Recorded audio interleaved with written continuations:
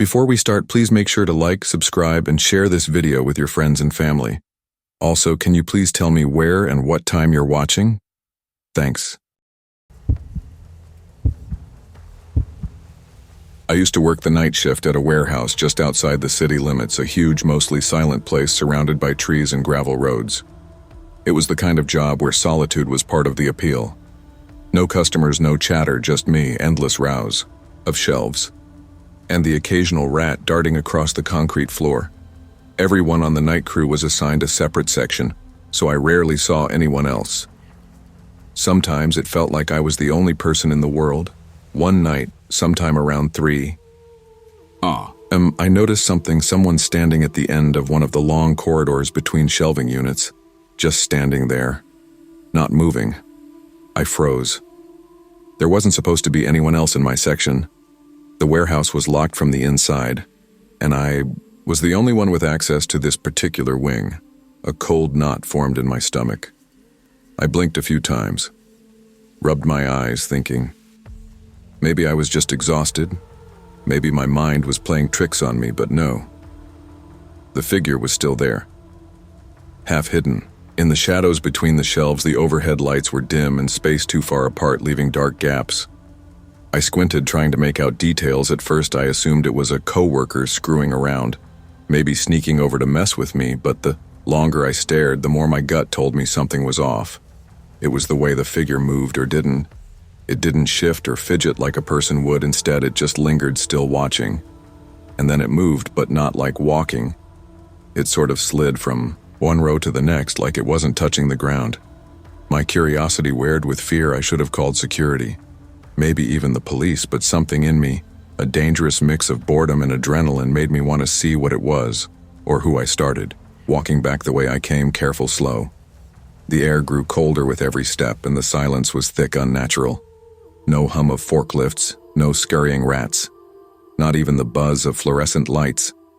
I strained to hear footsteps. Anything. Nothing.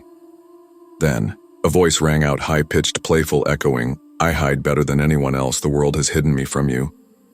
It sounded like a child. My heart jumped into my throat. I whipped around, eyes scanning the shadows where the voice had come from, and that's when I saw him, a boy, maybe 8 years old, standing just outside the range of the overhead light.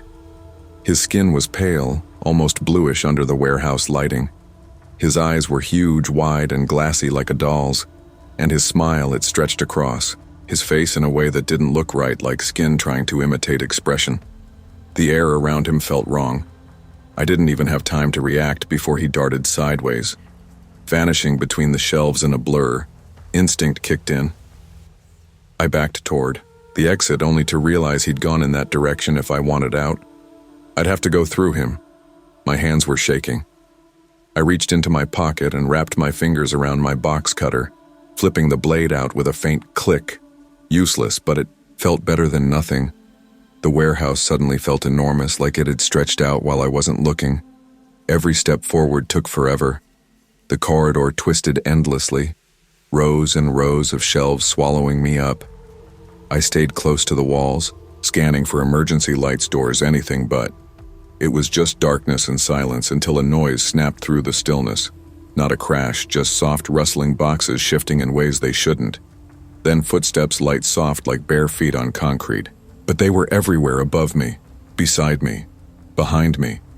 My brain couldn't place them. It was like the sound was chasing itself in circles around me. I crept forward, heart-pounding, hands slick with sweat. The box cutter shook slightly in my grip. Every nerve was screaming for me to run, but my legs refused. I kept expecting him to leap out. Nothing, just empty aisles and cold air. Then right behind me, a whisper close enough that I could feel it on my neck. "You're wrong." I spun around fast too. Fast, and there he was again. The boy, this time he held a length of rusted metal pipe in his small hands, twirling it like a toy baton. His grin was still there, wider if that was even possible, and his eyes locked onto mine like they could see straight through me. "You're losing," he said simply. Then he rushed at me. I reacted without thinking, shoving him with everything I had. But he didn't fall. He barely even moved, just laughed, high-pitched and echoing like he was having the time of his life. Pain shot through my legs. I didn't even see what hit me. I turned and bolted, weaving through the maze of shelves trying to escape. But the layout had changed. It didn't make sense. Every turn brought me back to the same spot or a dead end. The shelves seemed to shift behind me as if the warehouse was playing with me. And behind me, the crashing started loud, chaotic, rhythmic. The boy was slamming the metal pipe against the shelves as he followed. Boom, boom, boom. Each strike rang through the vast space closing in. It wasn't a prank, it wasn't a dream, that thing wasn't a child, and I wasn't getting out.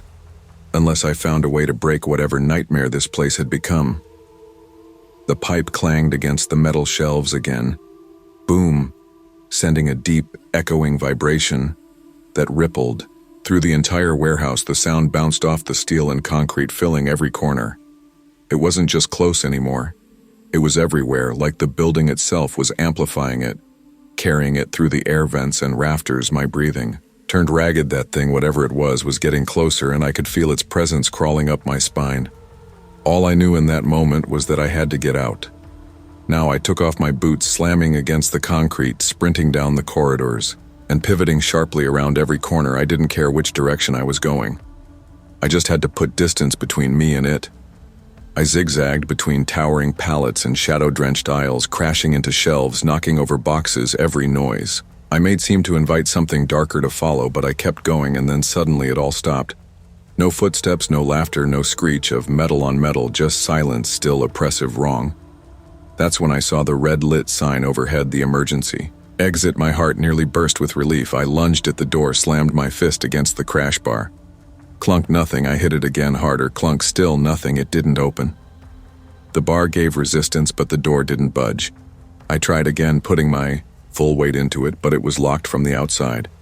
Something had locked me, and a sharp metallic bang rang out behind me, loud, too loud, and then footsteps, fast, heavy, slapping the concrete, getting closer. Panic surged. I turned and bolted back toward the main entrance. The only other door I knew wasn't chained shut.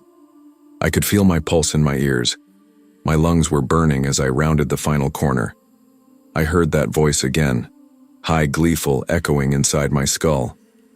"You can't find me," it sang, then crash, a blur of movement from the left. A shelving unit collapsed beside me and something slammed into my skull. Pain exploded through my head. I hit the ground. Hard vision, flickering with static, dazed, confused.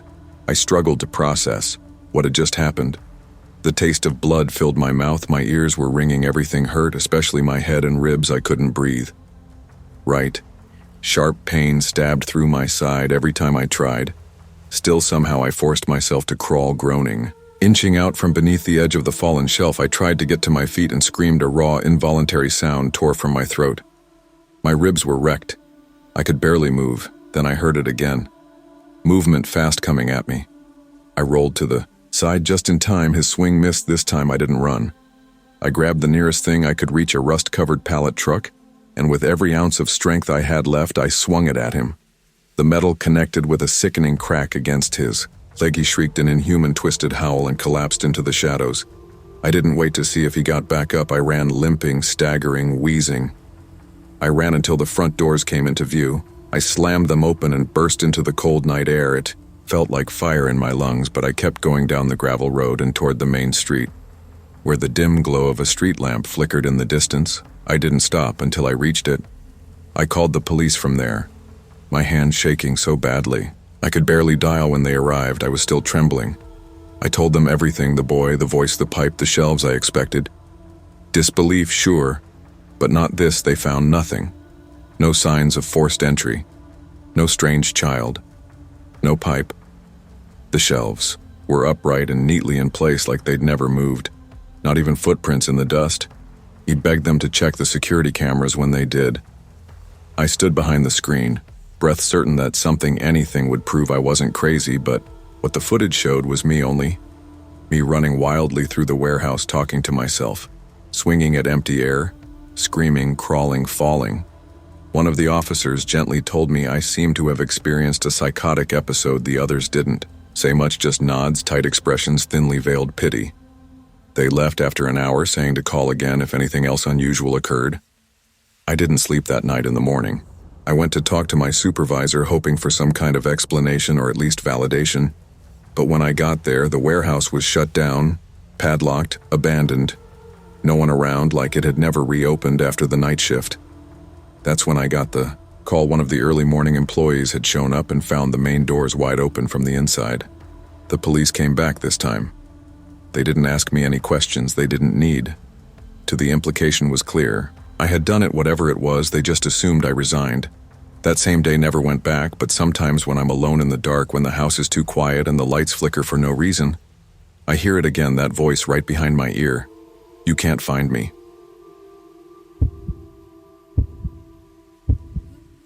Are you sure you're not coming? My mother asked for what felt like the 10th time. I gave her a tight smile, masking my irritation. Yeah, Mom. I have to work on that school project. I tried to keep my voice light and cheerful, like staying home was my first choice. It wasn't. I wanted to go. My dad's company was celebrating its 10th anniversary. Some big corporate milestone, and every employee was expected to bring their family. Normally, I'd be Alan. My father had been hyping it up for weeks, saying how one day after I graduated, I'd join the company too, I guess. Part of me wanted to see that world, to imagine myself in it. But I had a major project due Monday, and failing wasn't an option. A few minutes later, I heard the front door open. Then, close. My parents and little brother were gone. The sound of their car backing out of the driveway echoed faintly into silence. I sat down with my laptop trying to focus, but the house felt too quiet by 10:30. I was feeling restless. They said they'd be home by midnight. I figured I'd shower, kill some time, and wait up for them. The water was hot and comforting, but my mind was wandering. I kept thinking about what I was missing, how my friends would be laughing, the music, the food my dad introducing us to his colleagues. I turned off the water and reached for my towel when I froze 3 sharp raps on the front door. My first thought was, they're back early. But then, no. I hadn't heard a car pull, and the driveway had been empty just a while. Wrapping the towel around me, I jogged downstairs, the tiles cold beneath my feet. I'm coming, I called out. I opened the door. No one. The porch was empty. The night air was still too still.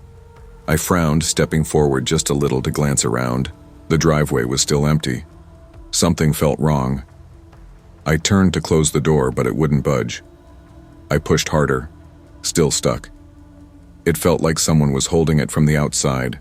A cold ripple ran through me. Hey! I pushed again, harder this time, slamming it shut with a thud and quickly throwing the latch. My heart was racing. I stood there for a few seconds listening. Nothing.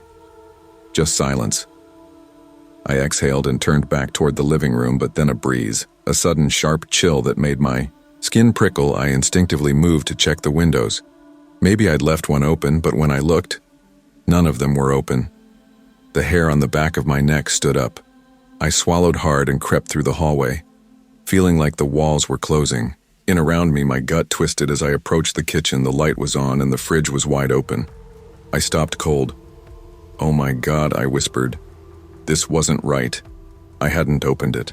My thoughts scattered in 100 directions. Was someone already inside when my family left? How long had they been here? My heart pounded so violently I could hear it in my ears. The house suddenly felt massive. Too many places to hide, too many. Shadows. I wiped the sweat from my brow, realizing how damp I still was from the shower. Panic surged. I needed to do something. Think, cut the power. That's what came to mind. Plunge everything into darkness. Maybe it would give me an edge. I moved quietly toward the main fuse box in the hallway. Each step felt too loud. I was trying to control my breathing, not make a sound. Thud upstairs. My blood turned to ice, then a low muttered curse, a man's voice. I clenched my jaw instinctively, crouching a little, like that would make me less noticeable. I couldn't make out the words, but he sounded frustrated. Maybe he'd knocked something over. I tried to reassure myself. He doesn't have a weapon. I thought if he did, he would have come for me already. Then footsteps, deliberate, heavy, coming down the stairs. He was trying to be quiet, but there's a step on the staircase, 4th from the top. It always cacks, no matter how light you are, Cree. I winced. His footsteps paused, then continued. At that moment, I knew he was downstairs. I could hear the deliberate care in his footsteps, each one cautious, almost calculated. Like he was trying not to alert anyone. The electricity had gone out by then, probably when he tampered with the box, and my eyes had slowly adjusted. To the dark shadows had shapes, now outlines, and I could see his figure moving toward the front entrance. He had no idea I was just on the other side of the wall. If he left, if he just slipped out that door, I'd know I was safe. I held my breath, praying he would just go. He reached for the doorknob and turned it slowly, testing it. Nothing locked. I heard him whisper something under his breath, a frustrated string of words I couldn't make out. Then he jiggled the knob again, more aggressively. This time, the desperation in his movements gave him away. He was unarmed. If he had anything dangerous, he wouldn't be fumbling at the door like a trapped animal. He'd have come for me already. Took a silent step backward, careful not to let the floor creak, and reached for the fireplace poker resting beside the hearth. My fingers wrapped around the cold iron. My heart was hammering against my ribs. He was still trying the door, still unaware. I moved closer, silent, steady, one step, another, and then I swung. The first blow caught him on the shoulder. He stumbled. I didn't wait. I struck again, harder this time. He let out a short grunt of pain and dropped to one knee. The third blow hit his back, and he collapsed forward with a heavy thud onto the floor. That's when headlights flashed through the windows. My parents, finally. I dropped the poker and backed away from the crumpled figure on the ground. The door creaked open a few centimeters before his body blocked it from swinging. Further, still crouched, heart still racing. I looked up. My dad's face appeared in the narrow gap. "Jocelyn, honey, are you okay?"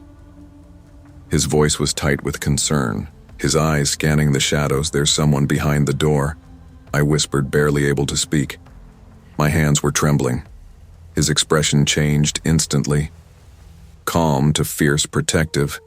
He pulled me away gently and shoved the door open the rest of the way, forcing the intruder's limp body back as he entered. My father didn't waste a second.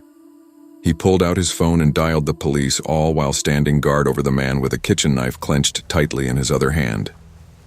Jack, my younger brother, had followed him in and ran to flip the main power switch.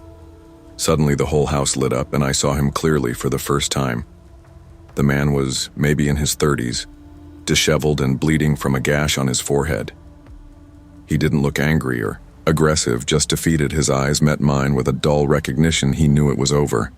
My mom came in right after. She gently took the poker from my hand, wordlessly walked over and dropped it back into the fireplace. And then the adrenaline crashed. I didn't feel heroic. I didn't feel triumphant. I felt exhausted. My body slumped onto the sofa before I even knew I was falling. The next thing I remember, 2 officers were standing in the hallway. They were handcuffing the man, reading him his rights. Apparently, there had been a string of robberies and assaults in the neighborhood lately. I was lucky they said brave, too. They asked me a few questions, listened carefully. One of them even smiled and told me I had done the right thing. "Get some rest," he said kindly. And I did. I crawled into bed that night. Not just grateful that my family was safe, but also weirdly satisfied, because despite all the chaos, I'd finished the project and I had a hell of a story to tell.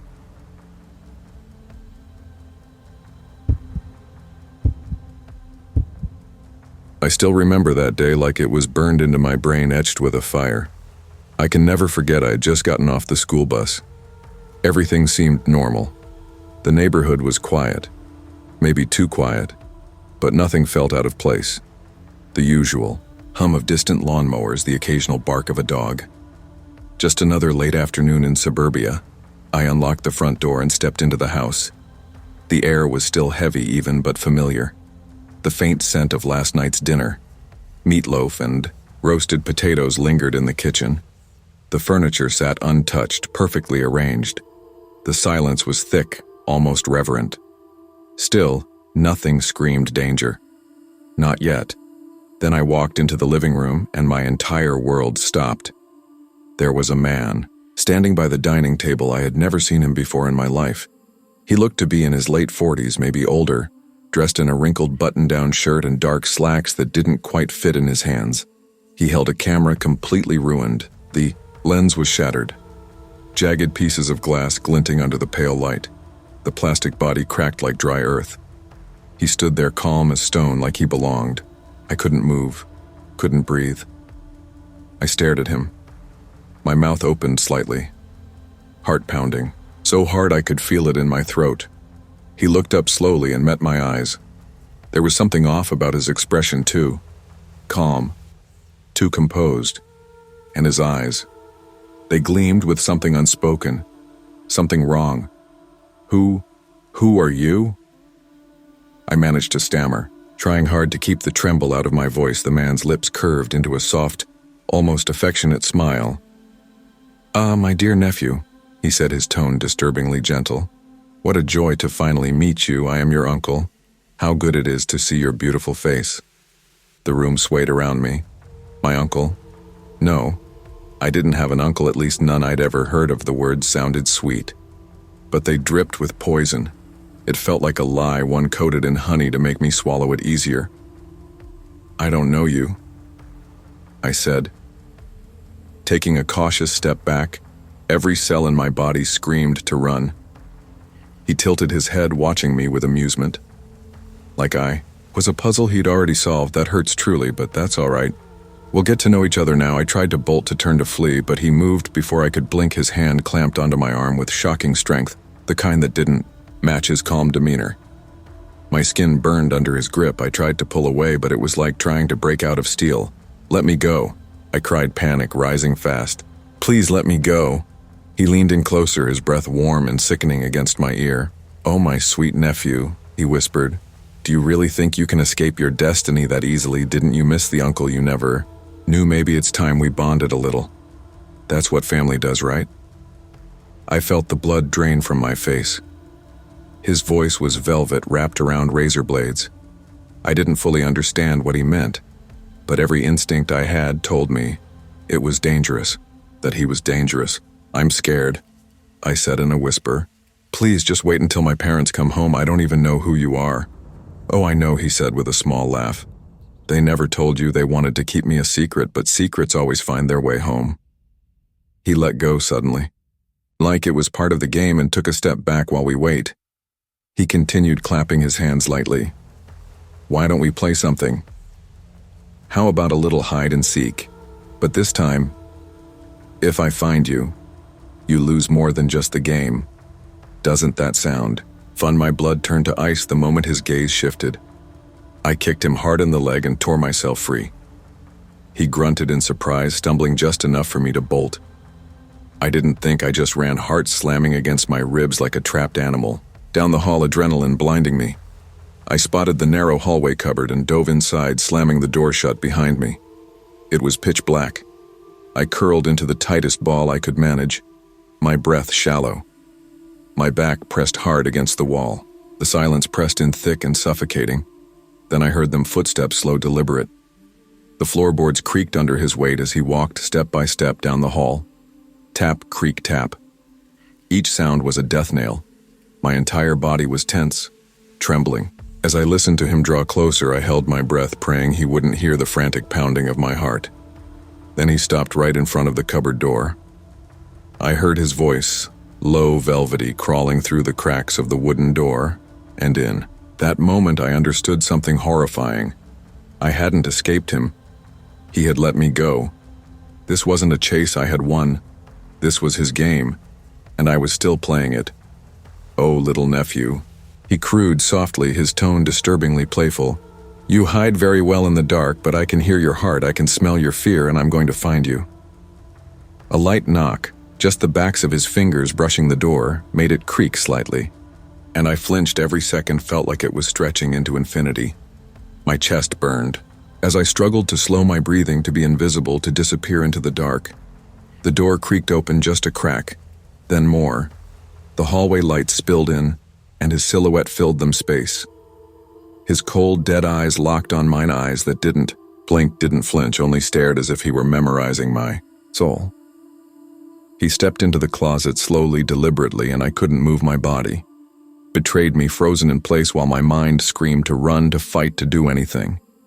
He whispered, seems you've lost, my dear, though there is something poetic about it. After all, we are bound by blood. You can't hide from me. I know you. I can smell you. His hand reached out, and I saw the fingers first. Long, pale, trembling with anticipation when they touched my neck. They were colder than I imagined, ice, squeezing slowly, deliberately. He was savoring every heartbeat of my terror. Don't resist, he said gently, as if offering advice. That's life. Sometimes you win, sometimes you lose. My lungs screamed for air, but then a siren, distant at first, then growing louder, urgent wailing like a warning from the world itself. Red and blue lights flashed through the slits of the closet door. Then boom, the front door slammed open. Boots thundered. Across the floor, loud voices cutting through the nightmare. The man, my so-called uncle, loosened his grip and stepped back. Startled at first, then he smiled a wide, satisfied grin that chilled me more than his hands. Oh my, he chuckled, raising his hand slowly as the officer stormed in. It seems I made a mistake. I think in the end you won. The police grabbed him and wrestled him to the ground. One officer gently pulled me out of the closet. I collapsed into his arms. You're safe now, he said, though his voice trembled slightly. We've got him. As they cuffed the man and began sweeping the house, he didn't stop smiling. He didn't stop looking at me. Until we meet again, my dear nephew, he whispered, eyes boring into mine. Your bravery has entertained me greatly. Write me a letter, won't? You don't forget your uncle, never forget your dearest uncle. They dragged him away, but his words stayed behind, etched into my skin. That night I sat between my parents on the couch, wrapped in a blanket that couldn't warm me. They were shaken. My mom couldn't stop crying, and my dad paced the floor, running his hands through his hair over and over. They tried to explain we were watching the house through the security cameras while we were at work. My mom said, holding my hand too tightly, even though he smashed the one in the dining room. Another camera caught him. We saw his shadow. Before you even got home, we called the police the second we saw him. My dad added, voice low, trembling with fury and fear. We left the office and sped home. We were so scared we thought we were going to lose you. I nodded slowly, trying to take it in, trying to breathe, trying to pretend that it was over. My dad knelt in front of me and looked into my eyes. I don't know how that man got into our house, but I swear to you we won't let it happen again. I wanted to believe him, I really did. Days passed, then weeks, but I couldn't sleep. Couldn't close my eyes without hearing that voice, soft and crawling, whispering in the dark. I dreamed about him, always there in the middle of the living room, smiling like nothing had changed, and always calling me nephew.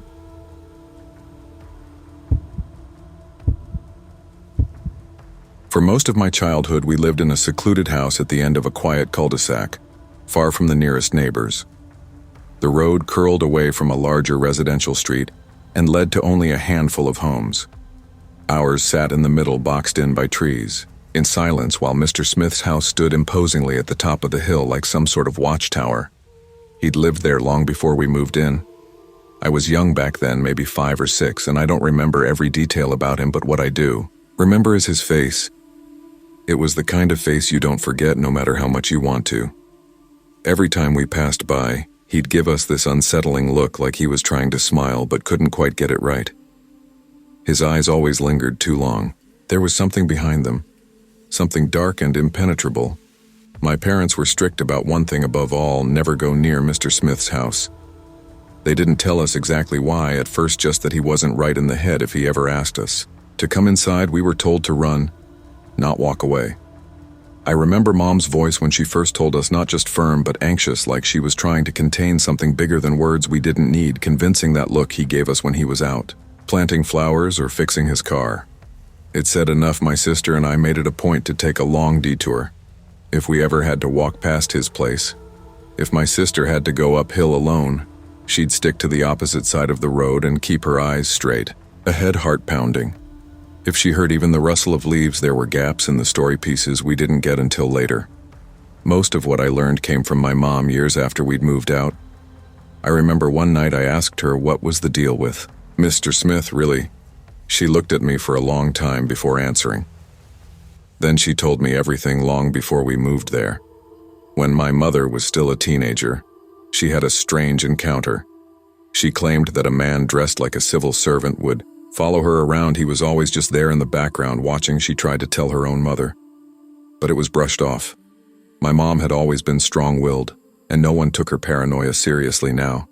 She's sure that man was Mr. Smith. Turns out Mr. Smith and my mom's family had once been close.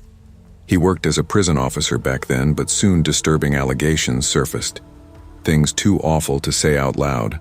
According to the rumors, he and another officer had been doing terrible things, abusing inmates and even worse, harming young girls.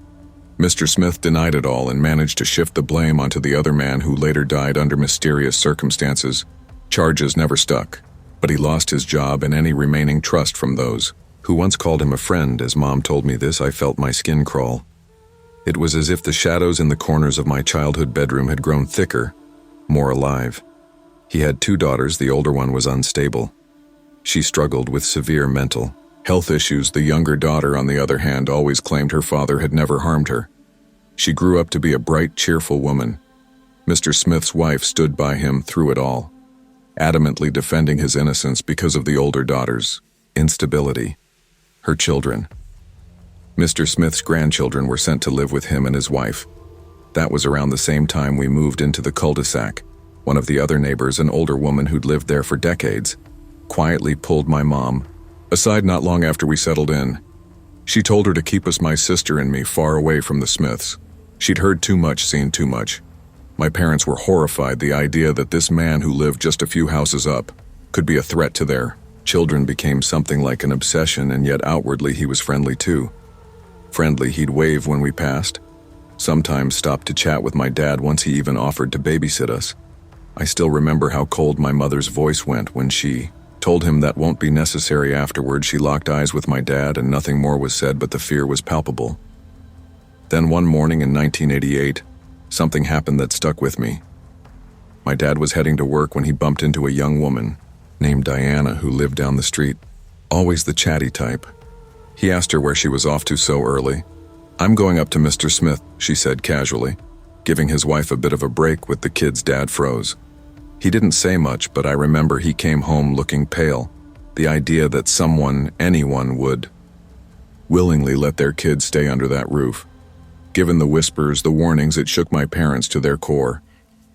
At that time, Mr. Smith's granddaughter was in the same kindergarten class as my sister. His grandson was the same age as me. Seeing his granddaughter, the way she smiled, the way she talked like any normal kid, it was unsettling, like watching someone perform happiness while standing on a trapdoor looking back. I still don't know what was true and what was rumor, but I know how it felt, like we were living next door to something hidden and dangerous, something that wore the mask of normally but never quite fit it right. Every day, my mother watched that little girl, Mr. Smith's granddaughter, walk into school with her tiny backpack and soft smile, and every day her heart sank. Knowing what that child might be exposed to behind closed doors filled her with annoying dread. It wasn't just worry, it was anguish. A persistent, suffocating fear that something unspoken and horrible was happening in that house up the hill. My parents couldn't just sit by anymore. They talked about it late at night when they thought we were asleep. Voices low and tense behind closed doors. My mom said she couldn't live with herself if something happened and she hadn't tried to stop it. My dad, always cautious, was afraid. Afraid of what might happen if they spoke up. Mr. Smith was unpredictable, dangerous maybe, but silence, they decided, was worse. What made it even harder was the way the rest of the neighborhood behaved. My mother once said it felt like everyone had crawled under a rock, pretending not to see what was right in front of them. She called it cowardice. No one wanted to stir up trouble. No one wanted to be the one to stand up. So my parents did the only thing they could think of. They went to my sister's head tier quietly, carefully. They explained what they suspected. The teacher didn't say much, but his face changed. He made a few calls, and soon the ministry sent people to Mr. Smith's house. They made home visits, asked questions, took notes. The investigation felt like it took forever. But eventually a decision was made. The grandchildren would be removed from the home. My parents didn't celebrate. They were terrified, and their fear proved to be justified somehow.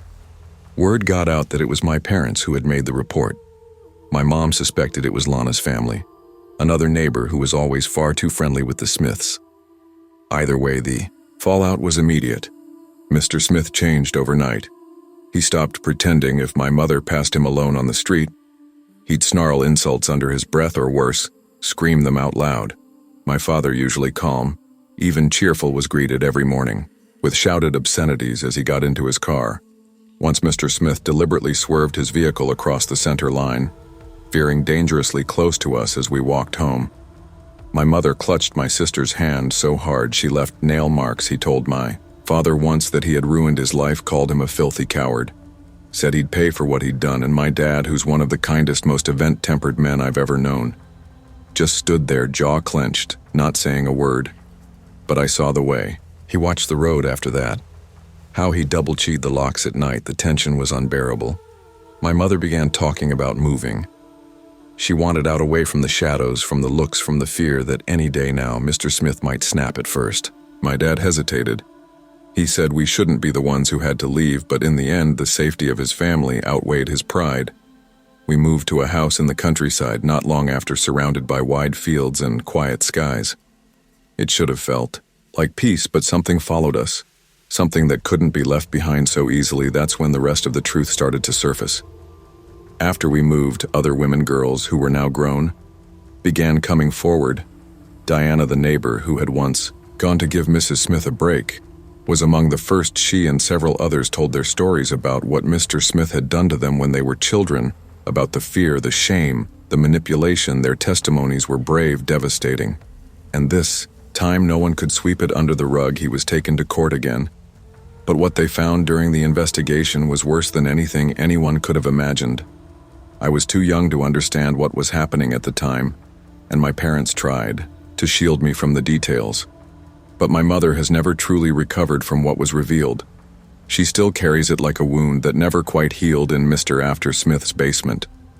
The police found a diary, not just notes or confessions, fantasies, obsessions, plans.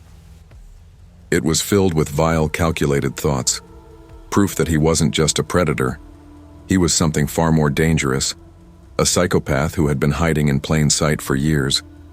And in the pages of that diary, he wrote about us. He wrote about my sister and me, described the way we looked when we played in our yard, the sound of our laughter, how he watched us, how he dreamed of luring us into his home. They found photographs too, taken without our knowledge, filed and organized in his desk drawer like we were part of some twisted collection. The truth was undeniable. The danger hadn't been imagined. It hadn't been paranoia or neighborhood gossip. It had been real, tangible, inches away from us every day. Mr. Smith is gone now, behind bars where he can't hurt anyone else. I know it's harsh to say, but I'm glad, I'm grateful. He was stopped before he could do worse, but even now, even with miles and years between us, he casts a shadow over my life. Sometimes when I close my eyes, I see him, that grin, tight-lipped, too wide, the cold stare. It's burned into my memory. I can still feel the weight of his gaze on my back. I don't think I'll ever forget it, and I don't think I'll ever stop wondering what might have happened if we hadn't moved. If my parents hadn't spoken up, if the photographs had become more than photographs. Some nights I still dream of that house at the top of the hill, and the man watching from the window.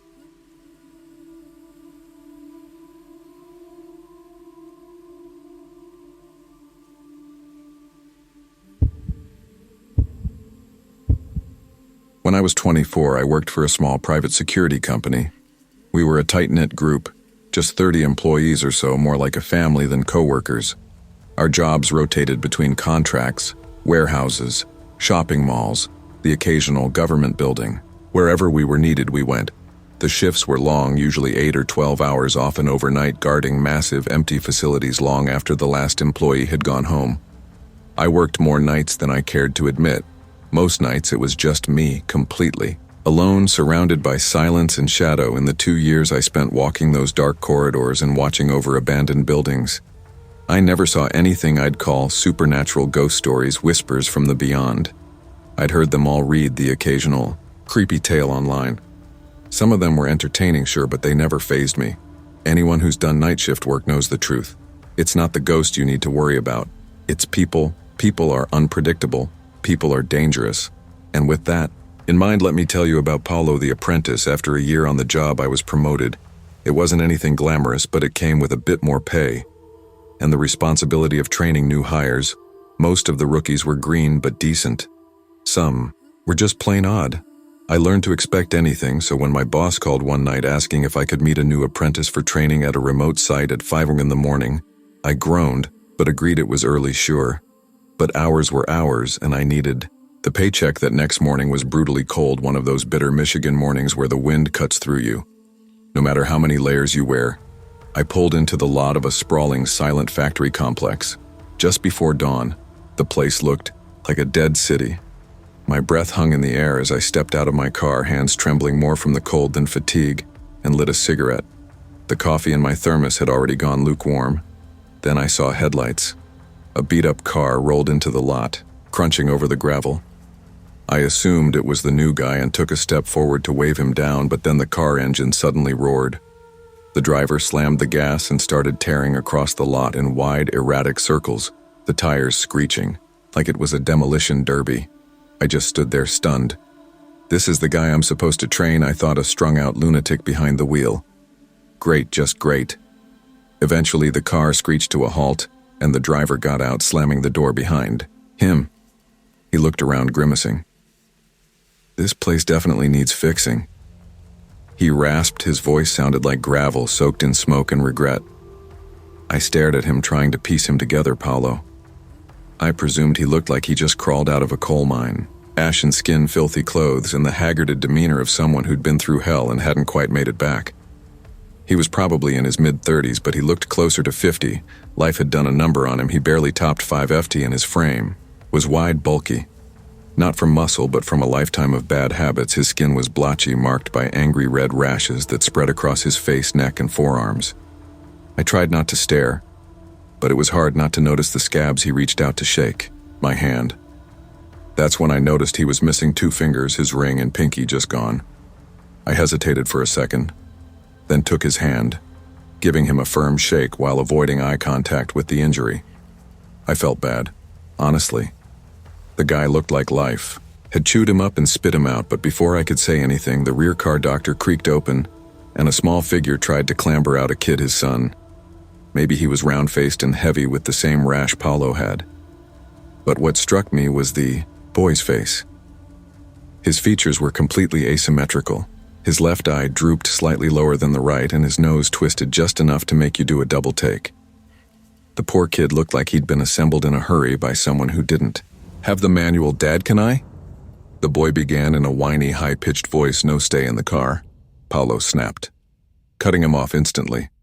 His voice wasn't raised, but it carried the kind of weight that left no room for argument. The kid flinched and pulled the door shut without another word. I stood there, caught between concern and discomfort. Something about the whole thing felt off. Not dangerous exactly, but unnatural, like I just stepped into someone else's nightmare and didn't yet realize it. I took a slow sip of my lukewarm coffee, watching Paolo light a cigarette with shaking hands. You ready? I asked, finally, trying to break the tension. He nodded but didn't speak. Just stared at the factory like it had wronged him in a past life, and that was the beginning. I didn't know it yet. But Paolo wasn't just another weird trainee. He was something else entirely.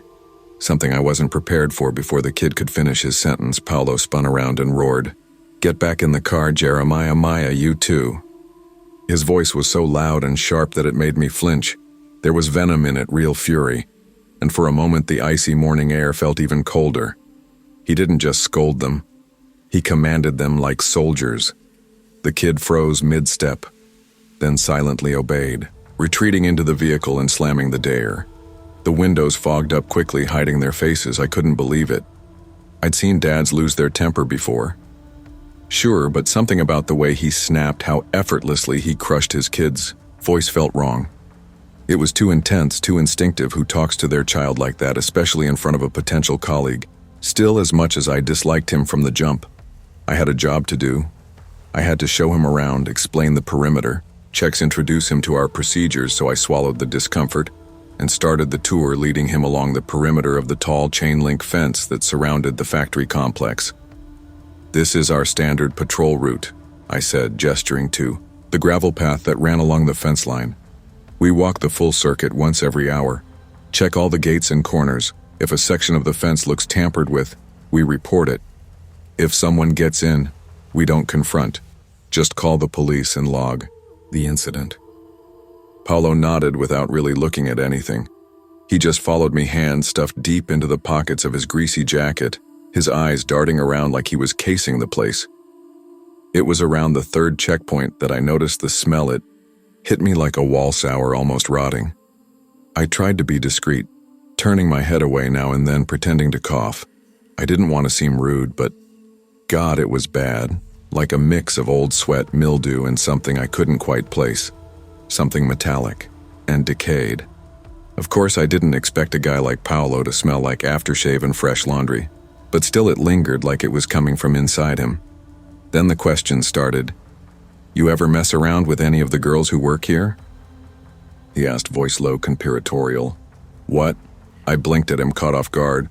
"No, that's not something I do." He chuckled like it was a joke between friends. "You ever see any game on the grounds like rabbits, deer, maybe?" No, it's a factory. Nothing really lives here." Paolo grunted and nodded thoughtfully like he was making mental notes, then he shifted again. "What about fights?" he asked. "Anyone ever try to get in? You ever have to knock someone out? I mean, I bet stuff like that happens at night. Bet you've seen some wild." He looked at me with a strange intensity like he was starving for the stories. I gave a non-committal shrug. "A couple drunks trying to break in once, that's about it."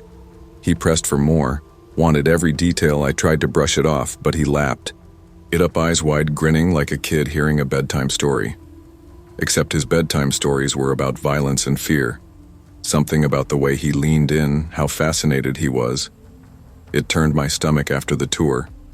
He lingered. Most new hires thanked me and left, but not Paolo. He wanted to talk for 30 solid minutes. He drilled me with questions about my life, my family, where I lived, how long I'd been single. He was trying to build something with me, force familiarity, and it made my skin crawl. I excused myself as soon as I could and stepped away to call my boss. I kept my voice calm but urgent. "Hey, I just finished up with Paolo. Look, I don't know about this guy. He's off. I mean, really off. Something's not right with him." There was a pause. Then my boss's voice came through sharper than usual. "Are we still talking about this guy, Paolo?" He snapped. "I told you to give him a chance. Don't call me again, unless it's an emergency." He hung up. I stood there stunned. My boss had never spoken to me like that before, not once. Who was Paolo to him? A friend, a relative? Why was he protecting this guy? I drove home feeling sick. I couldn't shake the image of those rashes on Paolo's arms or the dead-eyed way his son obeyed him. I took a long scalding shower, scrubbing myself like I could wash off the encounter. A stupid part of me even worried his condition was contagious. That's how deeply he got into my head that night. I couldn't sleep. So I called my boss again. This time I pushed harder, told him everything. Paolo's attitude, his questions, the way he spoke to his kids, I didn't hold. Finally, after a long silence, my boss gave in. He agreed to transfer me to another site, said he'd handle it from there. I never saw Paolo again, and for a while that helped. Knowing I'd never have to see his scabby face or hear that cigarette-soaked voice gave me a little peace. But years later, that day still haunts me. His voice, his smell, that look in his eyes. They never really left me sometimes. I find myself wondering about his children. Were they doomed to follow in his footsteps? Were they mocked in school, shunned, or worse? Were they being shaped into something darker, something unnatural? What if it wasn't just a bad upbringing? What if it was something else entirely? And then the thought hits me in the small hours of the night when everything is still and quiet. What if Paolo wasn't just a strange man? What if he wasn't fully human? There was something in his eyes. Something cold and ancient, like he was hiding behind a mask of flesh, and the way my boss defended him. Like he knew. Like they were in on something together. Looking back, I think Paolo was more than disturbed. He was dangerous. The way he enjoyed those violent stories. The way he studied me, it wasn't normal. He could have been a psychopath, maybe worse. I never found out what happened to him. I don't want to, but the idea that he's still out there walking among us, teaching his children to blend in, to mimic normally. It keeps me up some nights, because sometimes the monsters don't hide in the dark. They wave at you in the parking lot at dawn.